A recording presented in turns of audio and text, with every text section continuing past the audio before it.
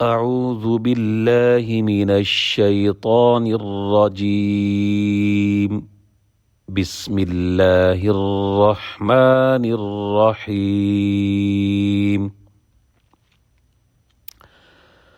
كما أرسلنا فيكم رسولا منكم يتلو عليكم آياتنا ويزكيكم ويعلمكم الكتاب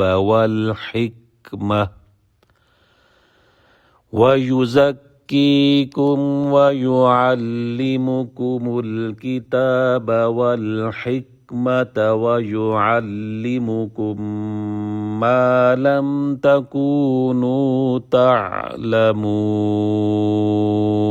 صدق الله العظيم.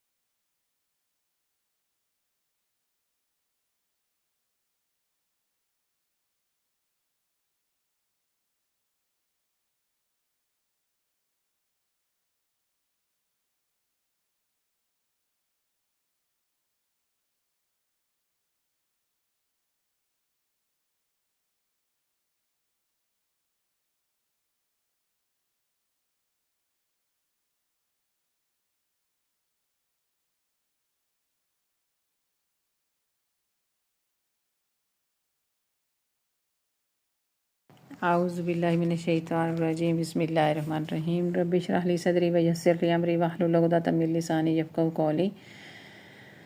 قرآن پاک کی آیات سے فیض یاب ہونے والوں کو السلام علیکم۔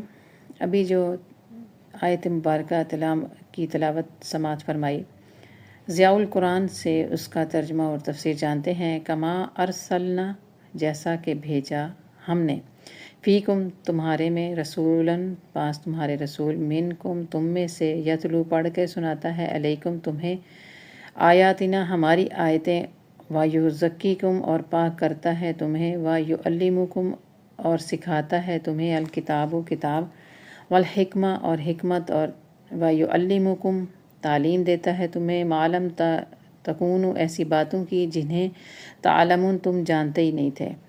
جیسا کہ بھیجا ہم نے تمہارے پاس رسول، تم میں سے پڑھ کے سناتا ہے تمہیں ہماری آیتیں، اور پاک کرتا ہے تمہیں اور سکھاتا ہے تمہیں کتاب اور حکمت، اور تعلیم دیتا ہے تمہیں ایسی باتوں کی جنہیں تم جانتے ہی نہیں تھے۔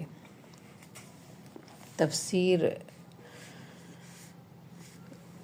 ابن کثیر میں مفسر اسی کے بارے میں فرماتے ہیں کہ یہاں اللہ تعالیٰ اپنی بہت بڑی نعمت کا ذکر فرما رہا ہے کہ اس نے ہم میں ہماری جنس کا ایک نبی مبعوث فرمایا، جو کہ اللہ سبحانہ وتعالیٰ کی روشن اور نورانی کتاب کی ہمارے سامنے تلاوت فرماتا ہے، اور رذیل عادتوں اور نفس کی شرارتوں اور جاہلیت کے کاموں سے ہمیں روکتا ہے، اور ظلمت کفر سے نکال کر نور ایمان کی طرف رہبری کرتا ہے، اور کتاب و حکمت یعنی قرآن و حدیث ہمیں سکھاتا ہے، وہ راز ہم پر کھولتا ہے جو آج تک ہم پر نہیں کھلے تھے۔ پس آپ کی وجہ سے وہ لوگ جن پر صدیوں سے جہالت چھائی ہوئی تھی، جنہیں صدیوں سے تاریکی نے گھیر رکھا تھا، جن پر مدتوں سے بھلائی کا پرتو بھی نہیں پڑا تھا، وہ دنیا کی زبردست علامہ ہستیوں کے استاد بن گئے۔ وہ علم میں گہرے، تکلف میں تھوڑے، دلوں کے پاک اور زبان کے سچے بن گئے۔ دنیا کی حالت کا یہ انقلاب بجائے خود حضور نبی کریم صلی اللہ علیہ وآلہ وسلم کی رسالت کی تصدیق کا ایک شاہد عدل ہے۔ ایک اور جگہ ارشاد باری تعالیٰ ہے، یعنی ایسے اولو العزم پیغمبر کی بعثت مومنوں پر اللہ کا ایک زبردست احسان ہے۔ اس نعمت کی قدر نہ کرنے والوں کو قرآن کیا کہتا ہے کہ کیا تو انہیں نہیں دیکھتا جنہیں اللہ کی اس نعمت کے بدلے کفر کیا اور اپنی قوم کو ہلاکت کے گڑھے میں ڈالا۔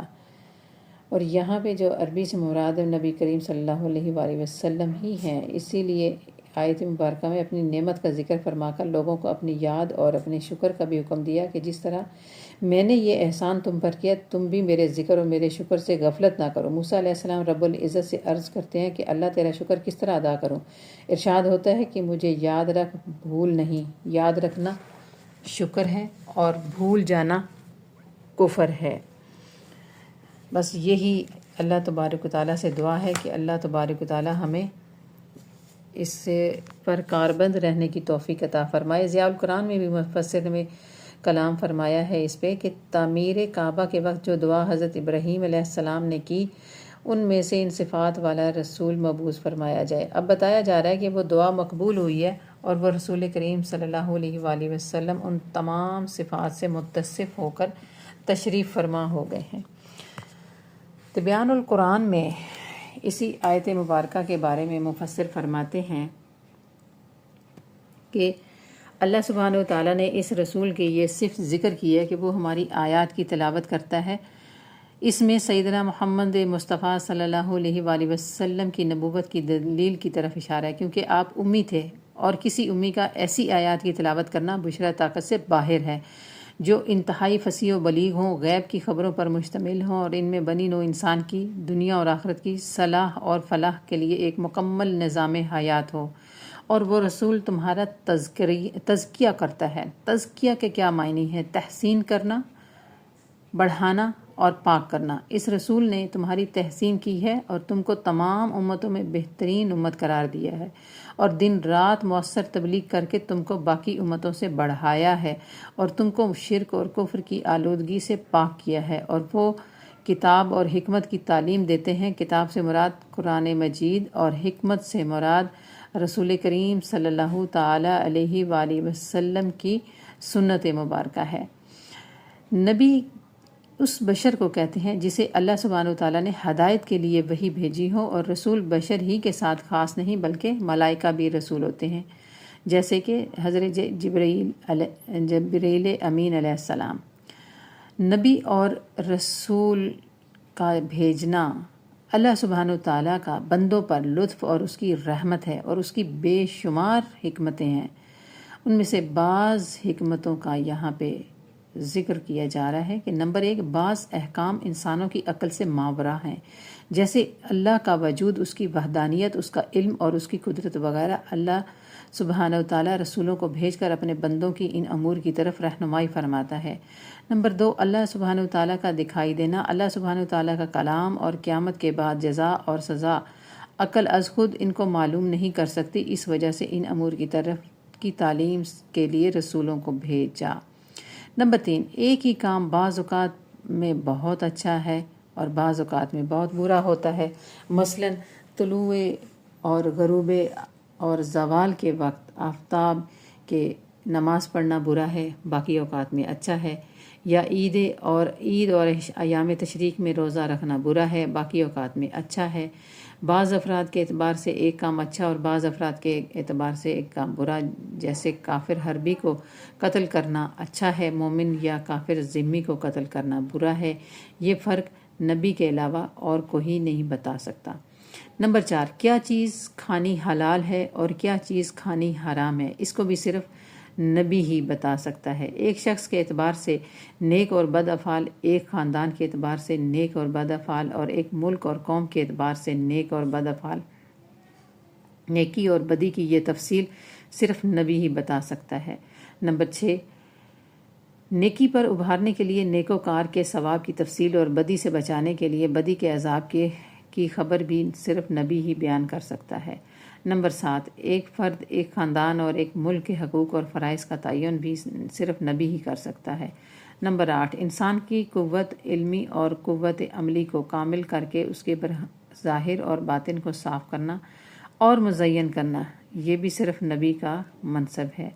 نمبر 9، مختلف غذاؤں کے فوائد اور نقصانات بیان کرنا، اس طرح مختلف سنتوں کے اسرار بیان کرنا، یہ بھی صرف نبی کا حصہ ہے۔ نمبر 10، نبی کو دنیا میں بھیج کر اللہ سبحانہ وتعالیٰ بندوں پر اپنی حجت پوری کرتا ہے تاکہ قیامت کے دن کوئی شخص یہ نہ کہہ سکے کہ ہم اس لیے گمراہ ہو گئے کہ ہمیں کوئی بتانے والا ہی نہیں تھا۔ امام ابو نعیم اصبہانی نے اپنی سند کے ساتھ ایک طویل حدیث مبارکہ روایت کی ہے۔